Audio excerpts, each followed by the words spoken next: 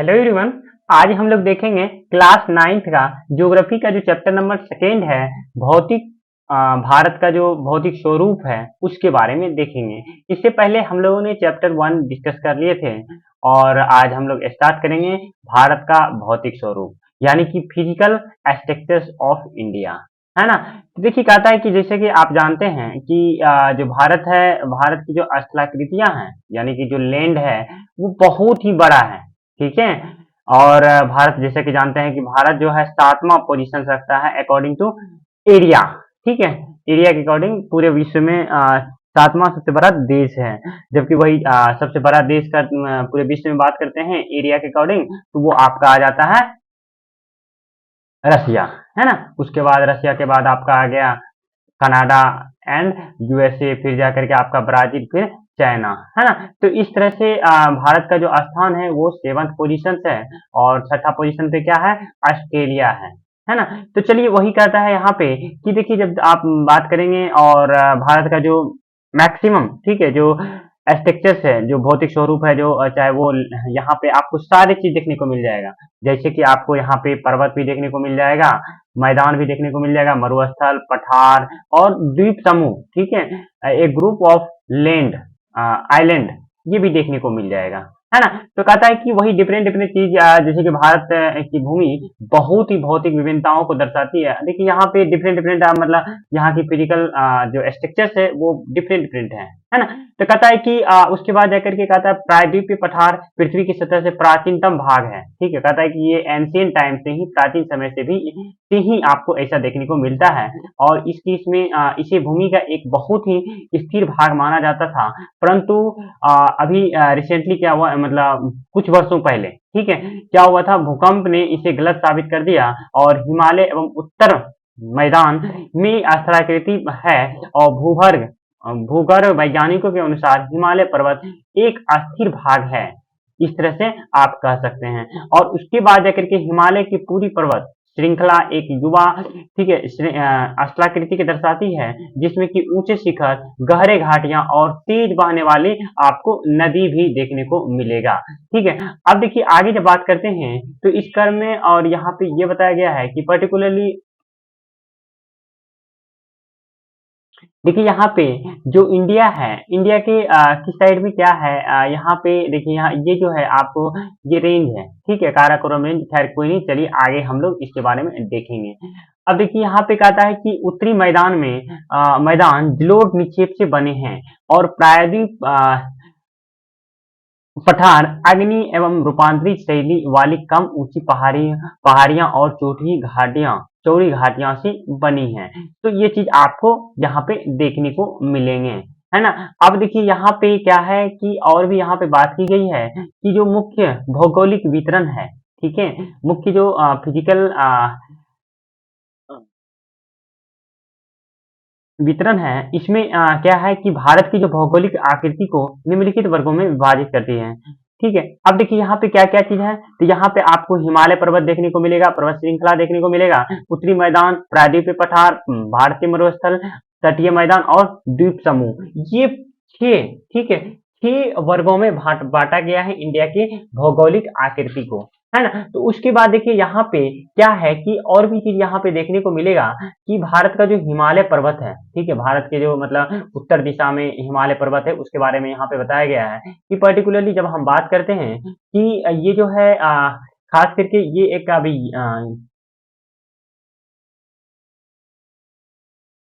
युवा एवं बनावट की दृष्टि से वलित पर्वत श्रृंखला है, ठीक है। हिमालय पर्वत आपको कैसा पर्वत है, हिमालय पर्वत एक वलित पर्वत श्रृंखला है और ये पर्वत श्रृंखला है पश्चिम पूर्व दिशा में, ठीक है, सिंधु से लेकर के ब्रह्मपुत्र तक फैली हुई है। कहां से कहां तक है, ये आपको श्रृंखला जो है वलित पर्वत श्रृंखला, ये पश्चिम पूर्व दिशा से सिंधु से लेकर के आपको ब्रह्मपुत्र तक फैली हुई है। और उसके बाद पर्टिकुलरली हम आगे जब बात करते हैं कि कहता है हिमालय विश्व की सबसे ऊंची पर्वत श्रेणी है, ठीक है। देखिए हिमालय विश्व की जो हिमालय पर्वत है ये विश्व की सबसे ऊंची पर्वत श्रेणी है और उसके बाद ये एक अत्यधिक असम अवरोधी में से एक है और ये खास करके आपका, ठीक है, इसकी जो लंबाई है 2400 किलोमीटर लंबाई में फैले एक अर्धवृत्त का निर्माण करते हैं। क्या चीज करते हैं? एक अर्धवृत्त का निर्माण करती है और इसके साथ साथ इसकी जो चौड़ाई है कश्मीर में 400 किलोमीटर से लेकर के 400 किलोमीटर एवं अरुणाचल प्रदेश में 150 किलोमीटर आपको देखने को मिलते हैं। अब उसके बाद जाकर के और भी बताया गया है कि जो पश्चिमी भाग है, ठीक है, भाग की अपेक्षा पूर्वी भाग की ऊंचाई में से अधिक विविधता पाई जाती है। ठीक है, वही कहता है कि देखिए क्या है कि जो पश्चिमी भाग है, ठीक है, पश्चिमी भाग की अपेक्षा में आपको पूर्वी भाग में काफी अधिक विविधता मतलब डाइवर्सिटी है, कहीं पे ज्यादा पठार है, कहीं पे ज्यादा आपको प्लेन देखने को मिलेगा। इस तरह से आपको डिफरेंट डिफरेंट चीज पठार कहीं पे देखने को मिलेगा, डिफरेंट डिफरेंट वहां का जो फिजिकल स्ट्रक्चर्स देखने को मिलते हैं, ठीक है, पूर्वी भाग में। और उसके बाद जाकर के आपको कहता है कि पूरे जो श्रृंखला के बीच बहुत से अधिक संख्या में घाटियां भी पाई जाती हैं, खास करके जो हिमालय की बात करते हैं उसी में वहां पे बात की गई है। उसके बाद कहता है कि खास करके जब हम श्रृंखला के महान एवं आंतरिक हिमालय को हम लोग क्या बोलते हैं? हिमाद्री बोलते हैं। ठीक है, हिमाद्री किसको बोलते हैं? देखिए आपसे क्वेश्चन पूछा जाएगा, सबसे उत्तरी भाग में स्थित, ठीक है, श्रृंखला को महान या आंतरिक हिमालय या हिमाद्री कहते हैं। ठीक है, जो उत्तरी भाग में सबसे श्रृंखला है, ठीक है, उसको क्या बोलते हैं? हिमाद्री बोलते हैं। और ये जो है सबसे अधिक, ठीक है, सतत श्रृंखला है जिसमें कि आपको 6000 मीटर की औसत ऊंचाई वाले सर्वाधिक शिखर है। ठीक है, सर्वाधिक ऊंचे शिखर हैं। इसमें आपको हिमालय का मुख्य शिखर भी देखने को मिलेगा। तो देखिए यहाँ पे कुछ हिमालय के कुछ शिखर हैं जिसमें कि आपको यहाँ पे देखने को मिलेगा। तो देखिए यहाँ पे क्या है, पहला जो है यहाँ पे माउंट एवरेस्ट, ठीक है, ये कहाँ पे है, किस कंट्री में है? नेपाल में है। इसकी जो ऊंचाई है कितना है? 8848 किलोमीटर मीटर है। ठीक है, किलोमीटर नहीं मीटर है। उसके बाद कंचनजुंगा जो कि इंडिया में है और इसकी जो ऊंचाई है ये आपको कितना है? 8598। उसके बाद मुकालू जो कि नेपाल में है और इसकी जो ऊंचाई है आपको कितना देखने को मिलेगा? तो ये आपको 8481 मीटर देखने को मिलेगा। उसी तरह से फिर धौलागिरी की बात करते हैं तो ये भी नेपाल में है और इसकी जो ऊंचाई है आपको देखने को मिलेगा 8172 मीटर्स, है ना। तो ये चीज है, आपसे कभी कभी क्वेश्चन पूछा जाता है क्या कि माउंट एवरेस्ट कहाँ पे है? तो नेपाल में है और इसकी ऊंचाई कितना है? 8848 मीटर्स है। उसी तरह से आपसे पूछा जाएगा भारत में सबसे, ठीक है, ऊंची जो आपका शिखर है, ठीक है, पर्वत है, वो किसका है? तो ये आपको कंचनजुंगा है जिसका की ऊंचाई आपको 8598 मीटर देखने को मिलेंगे, है ना। तो इस तरह से आपको ये चीज देखने को मिलते हैं। अब देखिए यहाँ पे क्या है कि पर्टिकुलरली कुछ और भी चीज देखने को मिलेगा। और भी यहाँ पे जैसे कि नंगा पर्वत है, ये इंडिया में है, इसकी ऊंचाई 8126 किलोमीटर मीटर है। ठीक है, तो इस तरह से आपको देखने को मिलेगा अन्नपूर्णा, नंदा देवी, कामेट, नामचा बरुआ, गुरला, मांधता, तो ये सब जितने भी है, ठीक है, ये सब देखिए यहाँ पे या तो नेपाल में है या तो भारत में है। ठीक है, तो देखिए भारत में देखिए ये सब चीजें कौन कौन सा है, तो ये देखिए ऊपर से पहले देखिए कंचनजुंगा, उसके बाद नंगा पर्वत, उसके बाद जाकर के आपको नंदा देवी है, ठीक है, उसके बाद जाकर के आपको कामेट देखने को मिलेगा, उसके बाद नामचा बरुआ देखने को मिलेगा। और नामचा बरुआ जो है इसकी ऊंचाई कितना है? तो 756 मीटर देखने को मिलेंगे, है ना। तो इस तरह से आपको ये चीज देखने को मिलते हैं। अब देखिए यहाँ पे बात की गई है कि पर्टिकुलरली जो महान हिमालय के जो वलय की प्रकृति है, ठीक है, असममित है, ठीक है, असममित है और हिमालय के इस भाग को क्रूड ग्रेनाइट का बना है। ये श्रृंखला हमेशा बर्फ से ढकी रहती है तथा इससे बहुत सी हिमानियों का प्रवाह होता है। ठीक है, तो ये चीज आपको यहाँ पे देखने को मिलेंगे। अब देखिए आगे हम बात करते हैं तो आगे जो है कहता है कि हिमाद्री की दक्षिण में इसकी श्रृंखला सबसे अधिक, ठीक है, कहाँ पे देखने को मिलेगा? ये असम में देखने को मिलेगा। तो असम देखिए इंडिया का जो स्टेट है, इसका कैपिटल कहाँ है? तो आपको दिसपुर देखने को मिलेगा। तो कहता है ये चीज आपको हिमाद्री के दक्षिण में इसकी श्रृंखला सबसे अधिक, ठीक है, कहाँ पे देखने को मिलता है? तो असम में देखने को मिलेगा। और इस केस में आगे कहता है कि पर्टिकुलरली जब हम बात करते हैं तो कहता है कि एवं हिमालय से जो निम्न, हिमालय के निम्न से नाम से जाना जाता है और इन श्रृंखलाओं का निर्माण मुख्यतः आपको अत्यधिक संपीड़ित, ठीक है, परिवर्तित शैलों में से हुआ है। इनकी ऊंचाई कितना है? तो इसकी ऊंचाई आपको देखने को मिलेगा कितना? 3700 मीटर से लेकर के 4500 मीटर के बीच देखने को मिलेगा। और इस तरह से चौड़ाई अब देखिए उसी केस में हम जब बात करेंगे, देखिए जैसे कि चौड़ाई की देख लीजिए यहाँ पे 50 किलोमीटर के है ना। अब देखिए उसी केस में हम लोग पीर पंजाल, ठीक है, पीर पंजाल रेंज की जब बात करते हैं तो कहता है सबसे लंबी तथा सबसे महत्वपूर्ण श्रृंखला है, ठीक है। और धौलाधार एवं महाभारत श्रृंखला भी महत्वपूर्ण है। इसी श्रृंखला में, ठीक है, आपको क्या देखने को मिलेगा, तो कश्मीर की घाटी, ठीक है, तथा हिमालय के कांगड़ा एवं कुल्लू की घाटियां स्थित है ना। तो ये चीज आपको यहाँ पे देखने को मिलेगा। कहता है इसी क्षेत्र में को पहाड़ी नगरों के नाम के लिए भी जाना जाता है, ठीक है, पहाड़ी क्षेत्रों के नाम से भी जाना, नगरों के नाम से भी जाना जाता है। अब देखिए इसी केस में आगे बात करते हैं तो कहता है एटलस से मसूरी एवं नैनीताल रानीखेत की स्थिति देखें, ठीक है, आप जाकर के मतलब मैप पे आप इसके बारे में देख सकते हैं, ठीक है। तो कहता है कि हिमालय की सबसे बाहरी, ठीक है, हिमालय के जो सबसे बाहरी श्रृंखला है उसको हम लोग क्या बोलते हैं, शिवालिक कहते हैं। क्या कहते हैं, शिवालिक कहते हैं, जो हिमालय की सबसे बाहरी श्रृंखला है, ठीक है, जो आउटर रेंज है, ठीक है, उसे क्या बोलते हैं, शिवालिक कहते हैं। और जो जिसकी की चौड़ाई कितना है, तो आपको 10 से लेकर के 50 किलोमीटर तक देखने को मिलेगा। क्या चीज, चौड़ाई किसका, तो शिवालिक का। और इसी केस में जो ऊंचाई है, और ऊंचाई के केस में हम कितना बात करते हैं, तो ऊंचाई जो है 900 से लेकर के 1100 मीटर के बीच आपको देखने को मिलेगा, ठीक है, किसका, तो शिवालिक का, ठीक है। तो आपसे क्वेश्चन पूछा जाएगा क्या, कि जो शिवालिक रेंज है, यानी कि शिवालिक जो श्रृंखला है, ठीक है, तो इसका क्या है कि चौड़ाई जो है 10 से लेकर के 50 किलोमीटर देखने को मिलेगा, और ऊंचाई कितना है, तो 900 से लेकर के 1100 मीटर के बीच आपको देखने को मिलते हैं, ठीक है। तो कहता है ये जो श्रृंखलाएं हैं उत्तर में स्थित मुख्य हिमालय का श्रृंखला से नदियां द्वारा लाई गई है और असंविदित, ठीक है, अवसादों से बनी है। ये घाटियां बजरी एवं जलोढ़ मिट्टी के परत से ढकी हुई है, ठीक है। देखिए ये इसमें बात की गई है कि देखिए ये जो खास करके डिफरेंट डिफरेंट मतलब ये जो श्रृंखला है, ठीक है, इसमें बहुत सारे आपको ये श्रृंखला कहाँ से किसके द्वारा लाई गई थी, नदी के द्वारा। देखिए अक्सर क्या होता है ना, कि जो रेंज बनते हैं वो नदी के द्वारा लाई गई, जो मतलब आपको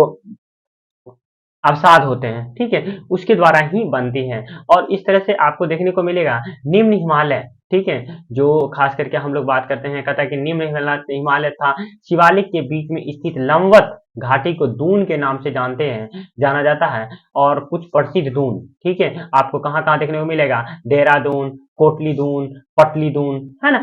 ये सब क्या है, तो ये सब खास करके आपको जो हम बात करते हैं, ये सब दून है, ये क्या है कि ये एक तरह से घाटी है, ठीक है, ये क्या है, घाटी है। आप देखिएगा रिवर के पास जाइएगा तो रिवर के पास देखिएगा वहां पे जो बहुत सारी रेत देखने को मिलता है, जिसको कि हम लोग सैंड बोलते हैं, ठीक है, छोटे छोटे सैंड, ठीक है। तो उसी को हम लोग क्या बोलते हैं, वहां का जो मतलब एक प्लेन होता है, ठीक है, कहीं पे मतलब ऊंचाई थोड़ा सा मतलब वो सेंड का जो टीला टाइप का बना होता है, ठीक है, कहीं पे ज्यादा टीला होता है, कहीं पे प्लेन होता है, तो उसी को हम लोग क्या बोलते हैं, दून बोलते हैं या घाटी बोलते हैं, ठीक है। तो इसी के बारे में यहाँ पे बात की गई है। जैसे कि आप शोले मूवी में देखे होंगे, वहां पे जब एक डायलॉग बोलता है, ठीक है, तो डायलॉग जो बोलता है वहां पे जो नहीं बोलता है वो चीज, कितने आदमी थे, तो उस टाइम पे वहां पे देखिएगा घाटी, ठीक है, तो उसी के बारे में यहाँ पे मतलब वही घाटी का, उसी को हम लोग दून बोलते हैं। तो देखिए ये जो मैप है, इस मैप में आपको दिखाया गया है रेंज, ठीक है। तो देखिए यहाँ पे कौन कौन सा रेंज है, यहाँ से हम बात करते हैं, देखिए काराकोरम,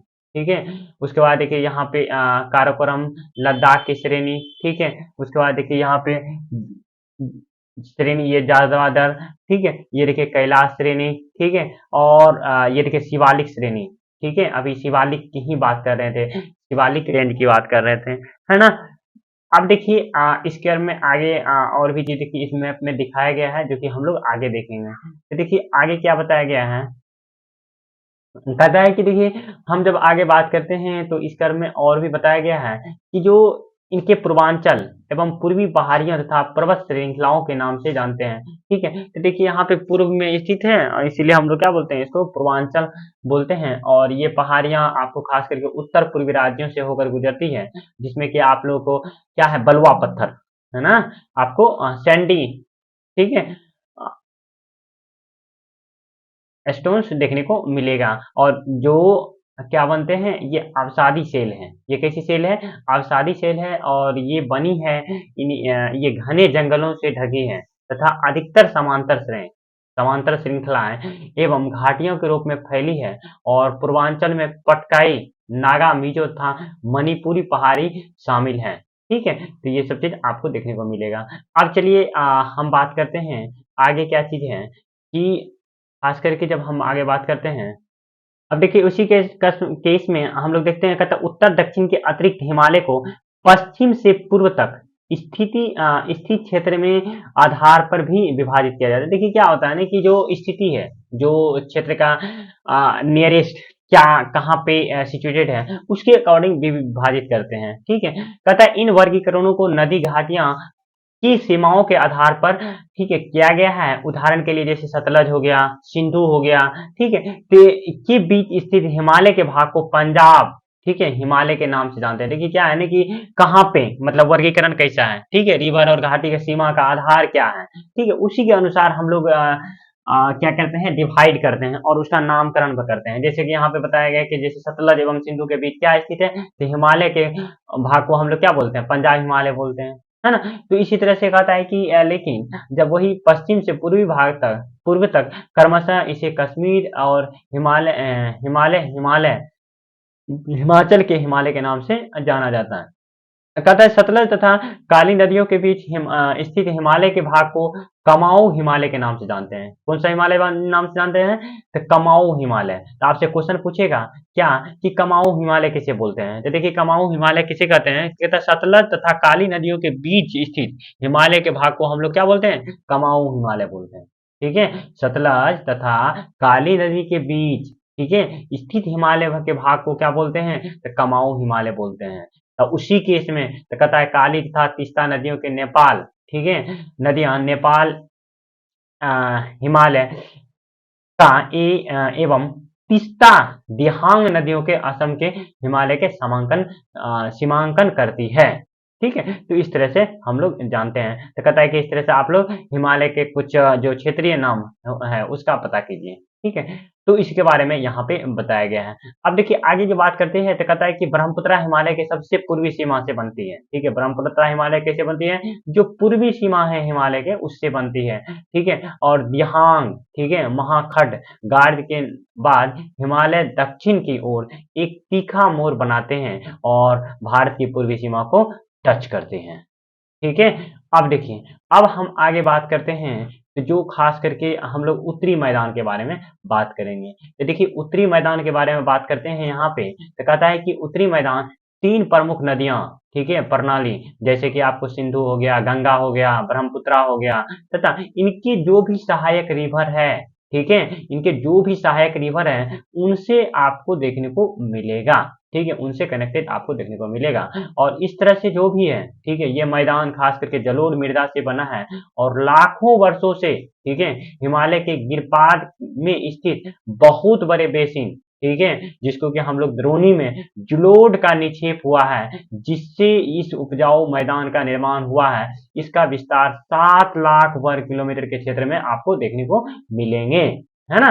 तो इस क्रम में आपको ये चीज देखने को मिलेगा। कहता है ये मैदान लगभग आपको देखने को मिलेगा 2400 किलोमीटर लंबा और उसके बाद 2000 किलोमीटर लंबा और उसके बाद आपको ये भी देखने को मिलेगा कि खास करके जो भी एरिया है, ठीक है, जो भी एरिया है यहाँ का जो इसका विस्तार है, ठीक है, तो और 320 किलोमीटर चौड़ाई है। कितना है, तो 320 किलोमीटर चौड़ा है और ये सघन जनसंख्या वाला भौगोलिक क्षेत्र है। कैसा क्षेत्र है, भौगोलिक क्षेत्र है और समुद्र मृदा, ठीक है, आवरण, पर्याप्त पानी की उपलब्धता एवं अनुकूल जलवायु के कारण कृषि की दृष्टि से यह भारत का अत्यधिक उत्पादक क्षेत्र है। ये कैसा क्षेत्र है, देखिए क्या होता है, जलोढ़ मृदा जो होता है जहाँ पे कि मतलब रेगुलर पानी टाइम टू टाइम आते रहता है, ठीक है, इससे क्या होता है ना कि वहाँ का जो खास करके जो मृदा होती है वो उपजाऊ फर्टाइल बनी हुई रहती है। ठीक है, तो कहता है कि इस कारण कृषि के जो मतलब ये वाला एरिया होता है खास करके जहाँ पे बार बार पानी आते रहता है, जो नदी के साइड वाला एरिया होता है वहां पे ज्यादा उपजाऊ होता है, वो वाला जमीन कैसा होता है, ज्यादा उपजाऊ होता है। तो इस तरह से कहता है उत्तरी पर्वत से आने वाली नदियां निक्षेपण कार्य के लिए लगी है और नदियों के निचले भाग में ढाल कम होने के कारण नदी की गति कम हो जाती है। कैसी हो जाती है, नदी की गति काफी कम हो जाती है। अब देखिए और भी यहाँ पे बताया गया है कि खास करके जो यहाँ अब देखिए उसी क्रम में और भी कहता है कि उत्तरी पर्वतों से आने वाली नदियां, ठीक है, निक्षेपण कार्य में लगी है और नदी के निचले भाग में ढाल कम होने के कारण नदी की गति कम हो जाती है, जिसके परिणाम स्वरूप नदियां द्वीपों का निर्माण होता है। ये जो है खास करके आपको और भी देखने को मिलेगा क्या चीज, कि जो नदियां हैं, ठीक है, अपने उछले भाग, ठीक है, निचले भाग में, जो उसका नीचे वाला भाग है खास करके उस भाग की बात करते हैं, कहता है कि भाग में गाद एकत्र हो जाते हैं। देखिए गाद क्या होता है, जो कि मतलब अपशिष्ट पदार्थें होते हैं, जो नदी होती है, ठीक है, उसके नीचे में देखे होंगे, जैसे कि पानी आपको सपोज किए ग्लास है, ठीक है, तो ग्लास को आप कुछ दिन के लिए पानी उसमें छोड़ दीजिए ग्लास में, ठीक है, तो देखिएगा उसमें नीचे नीचे नीचे कुछ मतलब कण जैसा बन जाता है, ठीक है, कण जैसा नीचे बैठ जाता है, ठीक है, तो उसी तरह से नदी में भी, ठीक है, नदी में क्या होता है ना कि बस जब पानी एक साथ मतलब रुक जाता है, ठीक है, और उसका फ्लो धीरे धीरे डाउन हो जाता है, इस केस में क्या होता है, नदी का जब पानी स्थिर हो जाने के कारण आपको देखने को मिलेगा नदी के नीचे, ठीक है, जो धरातल होते हैं, तो वहां पे आपको गाद, ठीक है, कुछ मतलब छोटे छोटे कंपोनेंट्स देखने को मिलेंगे, उसी को हम लोग गाद बोलते हैं। तो कहता है कि बहुत ही सी धाराएं, ठीक है, में बढ़ जाती है जो नदी होती है, और धाराओं के को वितरकाएं कहा जाती हैं, जो धाराएं मतलब जो गाद बन जाती है नीचे बैठ जाती है, जिसके कारण नदी का जो डाइवर्ट मतलब धारा होती है वो चेंज हो जाती है, मुड़ जाती है किसी दूसरी डायरेक्शन में, तो इस धाराओं को क्या बोलते हैं, वितरकाएं कहा जाता है। क्या बोला जाता है, वितरकाएं बोला जाता है। तो और इसी क्रम में आगे बोला गया है कि जब हम बात करते हैं, कहता है कि देखिए कि जो उत्तरी मैदान, ठीक है, जैसे कि मोटे तौर पे हम लोग बात करते हैं, जैसे कि इसको हम लोग 3 भागों में बाँटते हैं, ठीक है? उत्तरी मैदान को कितने भाग में बाँटा गया है? 3 भाग में बाँटा गया है। तो इसमें देखिए उत्तरी मैदान के पश्चिमी भाग को पंजाब, ठीक है, का मैदान कहा जाता है, ठीक है? देखिए उसके बाद जाकर के सिंधु तथा अ, इसकी सहायक नदियां हैं, ठीक है, और द्वार बनाए गए हैं, और इस मैदान का बहुत बड़ा भाग आपको पाकिस्तान में देखने को मिलेगा। देखिए सिंधु रिवर आपको मैक्सिमम, ठीक है, आपको पाकिस्तान में देखने को मिलेगा, और कुछ ही भाग आपको इंडिया में देखने को मिलेगा, ठीक है। तो इसी क्रम में और भी कहता है कि जो सिंधु, ठीक है, तथा इसकी जो सहायक नदियां हैं, ठीक है, जिसमें कि आपको झेलमाए चिनाब, ठीक है, रवि ब्यास, ठीक है, सतलज हिमालय से निकलती हैं। ये सब कहाँ से निकलती है, सारे के सारे रिवर हिमालय से निकलती है, और मैदान के इस भाग में दोआब की संख्या बहुत अधिक है। दोआब क्या होता है, दोआब मतलब होता है दो नदियों के बीच की भूमि, ठीक है, जब दो नदी के बीच कोई लैंड होता है, जो भी भूमि होता है, उसे हम लोग क्या बोलते हैं, दोआब बोलते हैं। तो कहता है क्या कि आगे कहता है गंगा के मैदान का विस्तार, ठीक है, घग्गर तीस्ता नदी के बीच है, ठीक है, गंगा मैदान के विस्तार जो है घग्गर तथा तीस्ता नदी के बीच है, और यह उत्तरी भारत में, ठीक है, में खास करके आपको हरियाणा हो गया, दिल्ली हो गया, उत्तर प्रदेश हो गया, बिहार हो गया, झारखंड, ठीक है, के कुछ भाग में आपको देखने को मिलेंगे, है ना। तो इसी क्रम में फिर कहता है पश्चिम बंगाल में फैला है, और ब्रह्मपुत्रा का मैदान, ठीक है, इसके पूर्व विशेषकर असम में सिचुएटेड है। कहाँ पे है, असम में सिचुएटेड है। और इसी क्रम में फिर आगे बात की गई है कि खास करके उत्तरी, ठीक है, जो उत्तरी मैदान है, ठीक है, मैदानों की व्याख्या सामान्यतः आपको इसके उच्च वचों में बनी है, बिना किसी विविधता वाले समतल स्थल के रूप में की जाती है, और ये जो कि सही नहीं है ना। तो कहता है इन विस्तृत मैदानों को भौगोलिक आकृति में भी विविधता है, और आकृतिक भिन्नता के आधार पर उत्तरी मैदानों के 4 भागों में विभाजित किया जा सकता है। नदियों पर्वतों से नीचे उतरते समय आपको जो शिवालिक है उसका ढाल पर आपको 8 से लेकर के 16 किलोमीटर, 8 से लेकर 16 किलोमीटर के चौपट्टी में गुटिका का निक्षेपण करती है, ठीक है। आप कहता है इसी को हम लोग क्या बोलते हैं, भावर के नाम से जानते हैं। क्या बोलते हैं, भावर के नाम से जाने जाते हैं, ठीक है। अब उसी क्रम में फिर आगे बात करती है, कहता है कि सभी सरिताएं, ठीक है, जो जितने भी चीजें होती है, कहता है इस भावर पट्टी में विलुप्त हो जाती हैं, और उसी क्रम में पट्टी के दक्षिण भाग में ये सरिताएं नदियां पुनः निकल जाती हैं, एवं नम दलदली क्षेत्र का निर्माण करती है। कैसा क्षेत्र का निर्माण करती है, नम एवं दलदली क्षेत्र का निर्माण करती है, और इसी क्षेत्र को, जो नम एवं दलदली क्षेत्र होता है, इसी को हम लोग क्या बोलते हैं, तराई कहा जाता है। क्या बोला जाता है, तराई कहा जाता है। तो कहता है इसी क्रम में जो यह अन्य वन्य प्राणी से भरा घने जंगलों का क्षेत्र था, बंटवारे के बाद पाकिस्तान में आए शरणार्थियों को, ठीक है, कृषि के लिए मतलब इसको कृषि करने में ज्यादा हेल्प किया। वहां पे जो मतलब जो शरणार्थी थे, मतलब पाकिस्तान से आए थे, ठीक है, तो वो लोग वहां पे कृषि के लिए योग्य भूमि बना लिए और इस तरह से जंगल को वहां का मतलब काट दिए। ठीक है, जंगल काटने के बाद उसके लिए ये उपयोगी हो गया, है ना।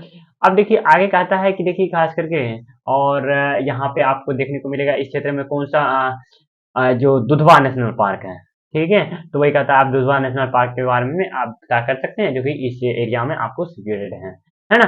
तो अब देखिए आगे और भी बात की गई है कि कहता है कि उत्तरी मैदान का सबसे विशालतम भागें, ठीक है, पुराने जलोढ़ का बना हुआ है, ठीक है, और वे नदियां के बाढ़ वाले मैदान के ऊपर स्थित हैं, ठीक है, तथा कहता है कि वेदिका जैसी आकृति प्रदर्शित करते हैं, और इस भाग को भांगर के नाम से जाना जाता है। कैसे, किस नाम से जाना जाता है, भांगर के नाम से जाना जाता है। और इस क्षेत्र की मृदा में आपको चनेदार निक्षेप पाए जाते हैं, ठीक है, चनेदार निक्षेप भी आपको देखने को मिलेगा। और इस कर में और भी आपको चीजें देखने को मिलेगा, जिसे स्थानीय भाषा में हम लोग कंकर कहा जाता है, ठीक है, क्या बोलते हैं, कंकर कहा जाता है। और बाढ़ वाले मैदान के नए तथा, ठीक है, युवा निक्षेपों का खादर कहा जाता है, ठीक है, जो बाढ़ वाले ऊंचे भाग होते हैं, ठीक है, नए भाग होते हैं, उसे क्या बोलते हैं, खादर बोलते हैं। और जो नीचे वाले भाग होते हैं उसे क्या बोलते हैं, हम लोग बांगर बोलते हैं। देखिए यहाँ पे वही चीजें दिया गया है, ठीक है। अब देखिए भांगर कहते हैं, ठीक है। आप देखिए कहता है क्या कि इनका जो लगभग प्रत्येक वर्ष, ठीक है, पुनर्निर्माण होता है, और इसीलिए ये उपजाऊ होते हैं और गहन खेती के लिए आदर्श होते हैं। किसके लिए आदर्श होते हैं, जो गहन खेती होती है, ठीक है। अब देखिए गहन खेती क्या होता है उसके बारे में हम लोग आगे क्लास में देखेंगे, ठीक है। अब देखिए यहाँ पे कहता है प्रायद्वीपीय पठार, ठीक है। अब यहाँ पे प्रायद्वीपीय पठार के बारे में जाने, कहता है देखिए प्रायद्वीपीय पठार की जब बात करते हैं तो कहता है प्रायद्वीपीय पठार एक मेज का आकृति वाला स्थल है, जो पुरानी क्रिस्टलीय अग्नि एवं रूपांतरित शैलों से बना है, ठीक है। कहता है ये गोंडवाना भूमि के टूटने एवं अफवाहों के कारण बना था, यही कारण है कि ये प्राचीनतम भूभाग का एक हिस्सा है, ठीक है, ये प्राचीनतम भूभाग का एक हिस्सा है। और इस पठारी भागों में, ठीक है, आपको चौरी तथा छिछली, ठीक है, घाटियां एवं गोलाकार पहाड़ियां हैं, है ना। तो इस तरह से जो आपको हम लोग कह सकते हैं कि इस पठार को दो मुख्य भागों में बांटा गया है। तो पहला कौन सा है, तो पहला है आपका मध्य उच्च भूमि, है ना, और दूसरा है दक्कन का पठार, ठीक है।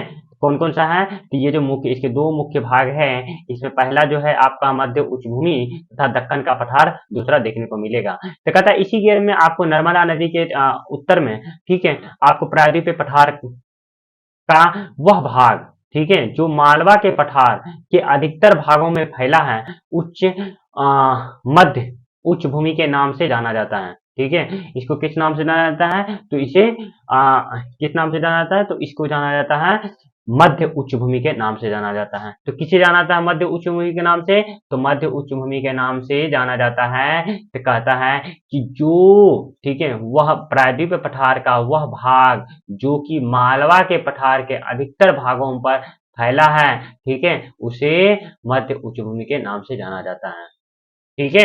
अब कहता है विंध्या श्रृंखला, दक्षिण में सतपुरा श्रृंखला तथा उत्तर पश्चिम में अरावली से घिरी है, और पश्चिम में यह भाग धीरे धीरे राजस्थान के बलुआ तथा पथरीले मरुस्थल से मिल जाती है। इस क्षेत्र में बहने वाली नदियां चंबल, सिंधु, बेतवा तथा केन दक्षिण पश्चिम से उत्तर पूर्व की तरफ बहती है ना।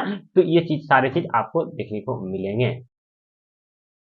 अब देखिए क्या है कि कहता है कि इस प्रकार के वे क्षेत्र, ठीक है, जो ढाल को दर्शाती है, ठीक है, जो भी क्षेत्र है ऐसे, वो सब क्या दर्शाती है, वो सब ढाल को दर्शाती है। तो कहता है मध्य उच्च भूमि, ठीक है, पश्चिम में चौड़ी लेकिन पूर्व में संकीर्ण है। इस पठार के पूर्वी विस्तार को स्थानीय रूप से बुंदेलखंड तथा बघेलखंड के नाम से जाना जाता है, ठीक है। किस किस नाम से जाना जाता है, तो बुंदेलखंड और बघेलखंड के नाम से जाना जाता है, ठीक है। अब देखिए, अब कहता है कि इसकी ओर, ठीक है, पूर्व के विस्तार को दामोदर, ठीक है, दामोदर नदी द्वारा अपवाहित छोटा नागपुर का पठार दर्शाता है। ठीक है, क्या दर्शाता है? तो छोटा नागपुर। अब देखिए इसी क्रम में और भी बताया गया है कि जो दक्षिण का पठार, ठीक है, कैसा है? एक त्रिभुजाकार भूभाग है। ठीक है, दक्षिण का जो पठार है उसका कैसा स्ट्रक्चर है? तो वो त्रिभुजाकार है, ट्रेंगल शेप का है, और जो कि नर्मदा नदी के दक्षिण भाग में स्थित है, और इस तरह से उत्तर में इसके चौड़े आधार का सतपुरा के श्रृंखला है। ठीक है, क्या है? सतपुरा के श्रृंखला है। और इसी क्रम में और भी आपको चीज देखने को मिलेगा। तो कहता है कि इस क्रम में आप देखेंगे कि जो श्रृंखला है, ठीक है, इसके पूर्वी विस्तार, ठीक है, पूर्व विस्तार है, और भौतिक के भारत के भौतिक मानचित्र पर इन पहाड़ियों एवं श्रृंखलाओं को की स्थिति को ज्ञात करें। ठीक है, तो इस तरह से आपको देखने को मिलेगा। कहता है दक्षिण का पठार पश्चिम से, ठीक है, पश्चिम में तथा पश्चिम में ऊंचा एवं पूर्व की ओर कम ढाल वाला है।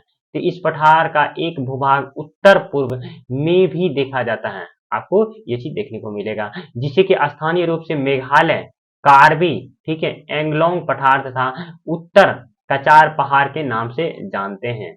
ठीक है, और ये चीज आपको सारी चीज देखने को मिलेगा। कहता है यह एक भ्रंश के द्वारा, ठीक है, छोटा नागपुर के पठार से अलग हो गया। पश्चिम से पूर्व की ओर तीन महत्वपूर्ण श्रृंखलाओं गारो, खासी और जांतिया आपको देखने को मिलेगा। तो ये सब आपसे पूछा जाता है एग्जाम में, तो गारो, खासी और जांतिया के बारे में, ये सब श्रृंखला के बारे में। तो देखिए ये जो गारो, खासी, जांतिया है, ठीक है, ये सब क्या है? एक श्रृंखला है। ठीक है, तो ये कहाँ पे है? तो कहता है कि जो भ्रंश के छोटे छोटे नागपुर पठार से अलग हो गया है। ठीक है, मेघालय एवं कार्बी एंगलोंग पठार तथा उत्तर कचार पहाड़ी के नाम से जाना जाता है। तो और ये जो भ्रंश छोटे छोटे नागपुर पठार से अलग हो गया है, जो कि पश्चिम से पूर्व की ओर तीन महत्वपूर्ण श्रृंखला, ठीक है, गारो, खासी और जांतिया है ना? अब चलिए, अब आगे बात की गई है कि खास करके क्या चीज का?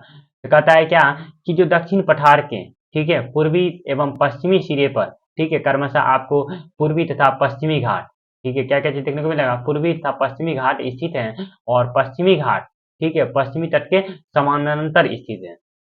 ठीक है, तो कहता है वे सतत, ठीक है, वे कैसा है? सतत है, तथा इन्हें केवल दर्रों के द्वारा ही पार किया जा सकता है। ठीक है, भारत के भौतिक मानचित्र, ठीक है, थाल घाट, भार घाट तथा पाल घाट देखने को मिलेंगे, है ना? तो कहता है पश्चिमी घाट खास करके आपको पूर्वी घाट की अपेक्षा ऊंचे हैं। ठीक है, पश्चिमी घाट क्या है? पूर्वी घाट की अपेक्षा आपको ऊंचाई पे देखने को मिलेंगे, है ना? तो कहता है इसी क्रम में और भी यहाँ पे बताया गया है कि जो पूर्वी घाट के 600 मीटर की औसत ऊंचाई की तुलना में पश्चिमी घाट की ऊंचाई 900 से लेकर के 1600 मीटर है, और पूर्वी घाट का विस्तार महानदी घाटी से दक्षिण में नीलगिरी तक है, और पूर्वी घाट का विस्तार सतत नहीं है, और ये अनियमित एवं बंगाल की खाड़ी में गिरने वाली नदियों को इनके काट दिया है। इसी क्रम में आपको और भी देखने को मिलेगा क्या चीज? तो इस केस में आपको और भी देखने को मिलेगा पश्चिमी घाट में पर्वतीय वर्षा होती है। यह वर्षा घाट के पश्चिम ढाल पर आर्द्र हवा के टकराकर ऊपर उठने के कारण होता है, हाँ? और इसी कारण पश्चिमी घाट को जो विभिन्न स्थानों के स्थानीय नाम से जाना जाता है, और पश्चिमी घाट की ऊंचाई आपको उत्तर से दक्षिण की ओर बढ़ती जाती है। तो इस तरह से आपको ये सारी चीज देखने को मिलेंगे, है ना? अब देखिए इसी क्रम में और भी देखने को मिलेगा कि खास करके देखिए यहाँ पे कहता है पश्चिमी घाट, ठीक है, पश्चिमी घाट की ऊंचाई उत्तर से दक्षिण की ओर बढ़ती जाती है, और इस भूभाग के ऊंचे शिखर जैसे कि अन्नामुडी, ठीक है, दो जो 2690 मीटर, तथा जो कि डोडा बेटा 2633 मीटर, पूर्वी घाट का सबसे ऊंचा शिखर महेंद्रगिरी जो कि 1500 मीटर, है ना? इस पूर्वी घाट के दक्षिण पश्चिम में सेवराय तथा जावेडी की पहाड़ी आपको देखने को मिलेंगे, है ना? तो ये सारी चीज आपको यहाँ पे देख सकते हैं। अब देखिए उसी क्रम में और भी यहाँ पे बात की गई है कि खास करके जो हम बात करते हैं इसके जो उद्गम मंडल है, ठीक है, उद्गम मंडल जिसे ऊटी के नाम से जाना जाता है, तथा कोरकन, ठीक है, कोराइन कनाल जैसे प्रसिद्ध पहाड़ी नगरों के स्थित मानचित्र में ज्ञात करते हैं। और प्रायद्वीप पठार की एक विशेषता यह पाए जाने वाली काली मृदा, जिसे कि दक्कन ट्रैप के नाम से जानते हैं, और इस तरह से इसकी उत्पत्ति ज्वालामुखी से हुई है, और ये एक कैसा है? शैल अग्नीय है। वास्तव में इन शैलों का समय साथ अपर्दन हुआ है, जिसे काली मृदा का निर्माण हुआ है। अरावली की पहाड़ी प्रायद्वीप पठार के पश्चिमी तथा उत्तर पश्चिमी किनारे में स्थित है। ठीक है, कहता है ये बहुत ही अधिक, ठीक है, आपर्दित एवं खंडित पहाड़ियां हैं। ये गुजरात से लेकर दिल्ली तक, ठीक है, तथा दक्षिण पश्चिम उत्तर पश्चिम दिशा में फैली हुई है। अब देखिए हम बात करते हैं, ये तो पठार था उत्तर के पठार। अब देखिए हम लोग भारतीय मरुस्थल के बारे में देखेंगे, ठीक है, इंडियन डेजर्ट के बारे में देखेंगे। कहता है कि इंडियन डेजर्ट की जब बात करते हैं तो खास करके आपको देखने को मिलेगा अरावली पहाड़ी, जो कि पश्चिमी घाट किनारे में थार का मरुस्थल में स्थित है ना। कहता है ये बालू के टिब्बों, ठीक है, टिब्बों से ढका एक तारांकित मैदान, ठीक है। इस क्षेत्र में आपको प्रति वर्ष आपको देखने को मिलेगा 150 मिलीमीटर से भी कम वर्षा होती है। और इस, ठीक है, इस शुष्क जलवायु वाले क्षेत्र में वनस्पति बहुत ही कम देखने को मिलते हैं। कहता है वर्षा ऋतु में ही कुछ सरिताएं दिखती है और इसके बाद आपको बालू में ही विलीन हो जाती है। पर्याप्त जल नहीं मिलने के कारण, ठीक है, वे समुद्र तक नहीं पहुंच पाती हैं। ठीक है, तो केवल आपको जैसे कि लूनी का क्षेत्र, ठीक है, इस क्षेत्र में सबसे बड़ा नदी है। अब उसी केस में हम आगे बात करते हैं तो कहता है कि जैसे कि आपको बरकान, ठीक है, बरकान बोले तो अंध्रचाकार, ठीक है, अर्ध चंद्राकार, ठीक है, बालू का टीला है जो विस्तार बहुत अधिक क्षेत्र में होता है, लेकिन लंबत टीले जैसे कि भारत और पाकिस्तान के समीप प्रमुखता से पाई जाती हैं। ठीक है, यदि हम आप मतलब जैसलमेर को देखेंगे, ठीक है, देखिए ये वाला एरिया, ठीक है, जो जैसलमेर है ये कहाँ पे है, तो राजस्थान में है। ठीक है, तो वहां पे आपको ये चीज देखने को मिलते हैं।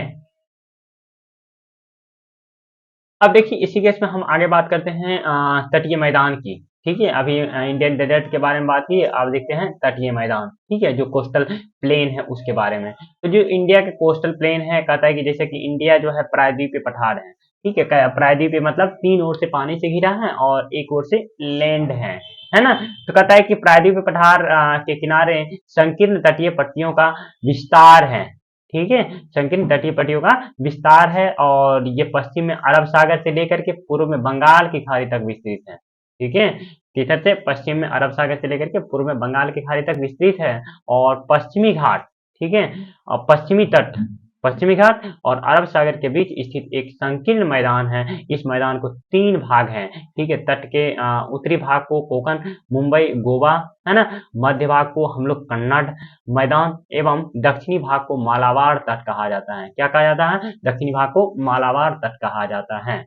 इसी केस में हम आगे भी बात करते हैं तो कहता है कि खास करके जब हम आगे बात करते हैं तो कहता है बंगाल की खाड़ी, ठीक है, के साथ विस्तृत मैदान चौड़ा एवं समतल है और उत्तरी भाग में इसे उत्तरी सरकार कहा जाता है। ठीक है, इसे क्या जाता है, उत्तरी भाग में इसे उत्तरी सरकार कहा जाता है, जबकि दक्षिणी भाग को कोरोमंडल तट कहा जाता है। क्या कहा जाता है, कोरोमंडल तट कहा जाता है। और इस तरह से कोरोमंडल की तरफ में जैसे जो बड़ी नदी है, ठीक है, खास करके आपको महानदी हो गया, गोदावरी हो गया, कृष्णा हो गया, कावेरी हो गया, तो तट पर आपको विशाल डेल्टा का निर्माण ये सब करती है ना। तो कहता है चिल्का झील आपको पूर्वी तट पर स्थित है और ये एक क्या है, भूलक्षण, ठीक है, एक महत्वपूर्ण भूलक्षण है ना।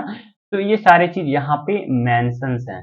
अब उसी केस में देखिए आगे बात की गई है कि खास करके हम जब बात करते हैं कि जो द्वीप समूह का, ठीक है, ये प्रायद्वीप अब द्वीप समूह, ये प्रायद्वीप समूह था। अब देखिए जो द्वीप समूह है उसके बारे में बात करते हैं। तो देखिए द्वीप समूह की बात कहता है कि आप पहले ही देख चुके हैं, ठीक है, भारत का जो मुख्य स्थल है वो काफी ज्यादा है, काफी विशाल है ना। और उसी केस में कहता है इसके अतिरिक्त आपको भारत में 2, ठीक है, द्वीपों का समूह स्थित है। ठीक है, अब देखिए इसमें क्या है, जो दो द्वीप का समूह स्थित है तो उसके बारे में जानते हैं। तो देखिए यहाँ पे कहता है कि खास करके जब हम बात करते हैं क्या चीज कि जो जैसे कि आपको देखने को मिलेगा केरल, ठीक है, के मालाबार तट के पास स्थित, ठीक है, स्थित जो कि लक्षद्वीप की स्थित है ना, उसके बारे में आप ज्ञात कीजिए। ठीक है, कुछ उसके बारे में जानकारी एकत्रित कीजिए। कहता है द्वीपों का समूह जो छोटे प्रवाल द्वीपों से बना है, ठीक है, जो छोटे प्रवाल द्वीपों से बना है, इसे इनको पहले इनको लक्षद्वीप, लकाद्वीप या मिनिकॉय तथा एमिनी द्वीप के नाम से जानते थे। क्या कहा जाते थे, पहले इनको लक्षद्वीप या मिनिकॉय एनक्यूब के नाम से जानते थे और लिखा बाद में आपको इसका नाम बदल दिया गया। क्या नाम रखा गया? तो लक्षद्वीप नाम रखा गया। कब? तो 1973 में इसका नाम बदल दिया गया है। ठीक है, और उसी केस में हम लोग आगे बात करते हैं। तो कहता है कि ये 3200 वर्ग किलोमीटर के छोटे से क्षेत्र में फैला है। कवरत्ती जो इसका प्रशासनिक मुख्यालय है। ठीक है, जैसे कि हम लोग लक्षद्वीप की कैपिटल कहाँ है? तो देखिए लक्षद्वीप क्या है? एक यूनियन टेरिटरी है। ठीक है, क्या है? केंद्र शासित प्रदेश है और इसका जो कैपिटल है वो कहाँ है? तो ये आपको देखने को मिलेगा कवरत्ती। ठीक है, तो उसी के बारे में यहाँ पे बात करता है कि ये प्रशासनिक मुख्यालय इसका कहाँ है? लक्षद्वीप का, वो कवरत्ती है। और द्वीप समूह पर आपको देखने को मिलेगा बहुत सारे जो पौधे हैं, जंतु है, छोटे छोटे आपको पाए जाते हैं। ठीक है, जिसमें कि आप लोग को पटली द्वीप, ठीक है, जहाँ मनुष्य का निवास नहीं है। ठीक है, वहाँ एक पक्षी अभयारण्य है। ठीक है, देखिए यहाँ पे मनुष्य नहीं रहते हैं बट यहाँ पे पक्षी अभयारण्य देखने को मिलते हैं।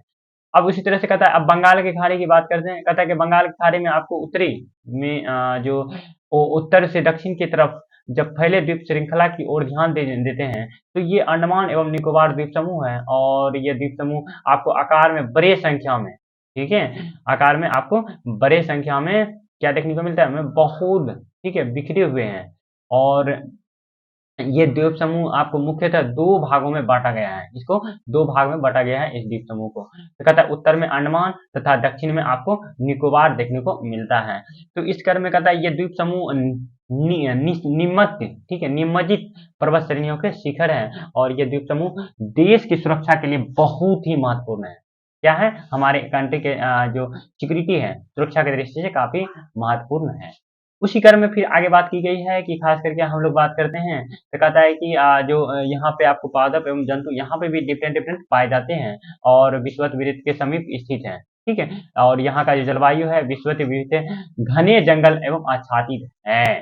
ठीक है, घने जंगल और आच्छादित देखने को मिलेगा। और इसी क्रम में आपको और भी देखने को मिलेगा कि जो खास करके ये विभाग हैं एक दूसरे के पूरक हैं और देश के प्राकृतिक संसाधनों में समृद्ध हैं। ठीक है, मतलब जो यहाँ पे नेचुरल रिसोर्सेस है वो काफी मात्रा में प्रोस्पेरस है ना। उत्तरी पर्वत जल एवं वनों के प्रमुख स्रोत, ठीक है, यहाँ पे आपको देखने को मिलेगा। और उत्तरी मैदान देश में अन्न भंडार है। कहता है इनसे आपको देखने को मिलेगा प्राचीन सभ्यताओं के विकास के आधार पर मिला है। ठीक है, पठारी भाग खनिजों के भंडार है जिसने देश के औद्योगिकरण में विशेष भूमिका निभाई है। तटीय क्षेत्र में आपको मत्स्यन पोत संबंधी क्रियाकलापों भी देखने को मिलता है। इस प्रकार से आपके यहाँ पे जो भारत की भौतिक आकृति एवं जो स्थलाकृति है वो यहाँ पे भविष्य में होने की संभावना देखी जा रही है ना। तो इस तरह से ये जो चैप्टर्स था इसका पूरा कॉन्सेप्ट था। ठीक है, अब देखिए यहाँ पे क्वेश्चन आंसर देख लेते हैं। तो क्वेश्चन आंसर में कहता है पहला क्वेश्चन क्या है? कहता है एक स्थलीय भाग जो 3 भागों से समुद्र से घिरा हो तो उसे क्या बोलते हैं? प्रायद्वीप बोलते हैं। इसमें तो कोई क्वेश्चन नहीं, मतलब कहीं कुछ डाउट ही नहीं होना चाहिए। ठीक है, अब देखिए कहता है कि भारत के पूर्वी भाग में म्यांमार की सीमा निर्धारण करने वाले पर्वतों का संयुक्त नाम है। ठीक है, देखिए म्यांमार की, ठीक है, म्यांमार देखिए ये हिमालय पर्वत तो नहीं होगा क्योंकि पूर्वी भाग की बात कर रहे हैं। ठीक है, अब देखिए यहाँ उत्तराखंड या पूर्वांचल या इनमें से कोई नहीं। देखिए हम लोग जैसा कि देखें कि म्यांमार, ठीक है, तो म्यांमार के बारे में देखेंगे तो यहाँ पे आपको देखने को मिलेगा। देखिए म्यांमार के बारे में तो देखिए क्या है ना कि हम लोग अभी डिस्कशन किए थे तो उसमें देखिए म्यांमार कहीं में नहीं पढ़े थे। ठीक है, तो इस तरह से इसका आंसर इनमें से कोई नहीं हो गया। कहता है कि गोवा में गोवा के दक्षिण में स्थित पश्चिमी तटीय पट्टी, ठीक है, तो आपको क्या मिलेगा? कन्नड़ है। तो इस क्रम में आगे हो गया। अब देखिए अगला क्वेश्चन क्या है? तो कहता है क्या कि जो पूर्वी घाट का सर्वोच्च शिखर, ठीक है, तो पूर्वी घाट का सबसे सर्वोच्च शिखर की जब बात करते हैं तो ये अनामुदी है। क्या है? पूर्वी घाट का सबसे सर्वोच्च शिखर क्या है? नहीं नहीं, इसका जो करेक्ट आंसर है ये अनामुदी नहीं है, ये आपको देखने को मिलेगा महेंद्रगिरी है। ठीक है, पूर्वी घाट का सबसे जो सर्वोच्च शिखर है वो क्या है? महेंद्रगिरी है। अब चलिए यहाँ पे कुछ सब्जेक्टिव क्वेश्चन है, इसको देखते हैं। तो कहता है यहाँ पे भावर क्या है? ठीक है, भावर क्या है? तो देखिए भावर के बारे में हम बात, देखिए इसमें क्या है ना कि जो भावर हैं ये खास करके आपको देखने को मिलेगा, खास करके जैसे कि हिमालय है, ठीक है, हिमालय पर्वत के जो निचले वाले एरिया है, ठीक है, जहाँ पे कि शिवालिक है, ठीक है, तो शिवालिक के तलछट में, ठीक है, नीचे तल में जो आपको अवसाद मिलते हैं उसी को हम लोग क्या बोलते हैं? भावर कहते हैं, है ना। तो कहता है कि हिमालय के 3 प्रमुख विभागों के नाम उत्तर से दक्षिण के क्रम में बताइए। देखिए काफी इंपॉर्टेंट है, हिमालय के 3 प्रमुख विभाग। तो देखिए यहाँ पे आपको देखने को मिलेगा इस क्रम में, देखिए यहाँ पे आपको मैप पे लेके चलते हैं। तो देखिए यहाँ पे देखने को मिलेगा ऊपर वाला जो है उसको क्या बोलते हैं, हिमाद्री बोलते हैं, ठीक है। दक्षिण से उत्तर से आपको देखने को मिलेगा उत्तर से दक्षिण की ओर जा रहे हैं, ठीक है। तो ये आपको पहला जो मिलेगा वो हिमाद्री मिलेगा, ठीक है। और उसके बाद जाकर के सेकेंड वाला जो है वो उसको बोलते हैं हिमाचल, ठीक है। क्या बोलते हैं, हिमाचल बोलते हैं। और लास्ट वाला जो है ये शिवालिक है, ठीक है। ये शिवालिक है, ठीक है। तो ये 3 हमारे जो है जो हिमालय पर्वत हैं इसके जो उत्तर से लेकर दक्षिण तक ये आपका क्या मिलेगा, ये श्रेणी देखने को मिलते हैं, ठीक है। अब चलिए आगे बात करते हैं, अगला क्वेश्चन क्या है। अगला क्वेश्चन की जब बात करते हैं तो कहता है कि अरावली और विंध्याचल के पहाड़ियों में कौन से पठार स्थित है। अरावली एवं विंध्याचल के बीच में जो आपको पहाड़ियां देखने को मिलेगा, तो ये आपको मालवा का प्लेट्यू देखने को मिलेगा, ठीक है। अब भारत के उन द्वीपों के नाम बताइए जो प्रवाल भित्ति के हैं, ठीक है। तो ये सारे क्वेश्चन है, आप लोग सॉल्व कर लीजिएगा, जैसे कि हम लोगों ने सब डिस्कस कर दिया है इस चैप्टर्स को। तो आप लोग इस सारे क्वेश्चंस को सॉल्व कर लीजिएगा, जो भी रिमेनिंग क्वेश्चंस है। तो ये था पूरा चैप्टर सेकेंड क्लास 9th का, और इस तरह से पूरा चैप्टर कंप्लीट हो गया। अब हम लोग मिलते हैं, हम लोग देखेंगे जो चैप्टर थर्ड है, ठीक है, क्लास 9th का, उसके बारे में हम लोग अगले वीडियो में देखेंगे। तब तक आप लोग अपना पढ़ाई कंटिन्यू कीजिए। Thank you for listening and watching this video. और आप अगर लेटेस्ट अपडेट इस चैनल से आपको मिलते रहेंगे, आप चैनल को सब्सक्राइब कर लीजिए, ठीक है। अदरवाइज नहीं तो फिर आपको ये इसका जो लेटेस्ट अपडेट है वो नहीं मिल पाएंगे, ठीक है। तो फिर मिलते हैं आपसे अगले वीडियो में, तब तक के लिए thank you for watching this video. Thank you.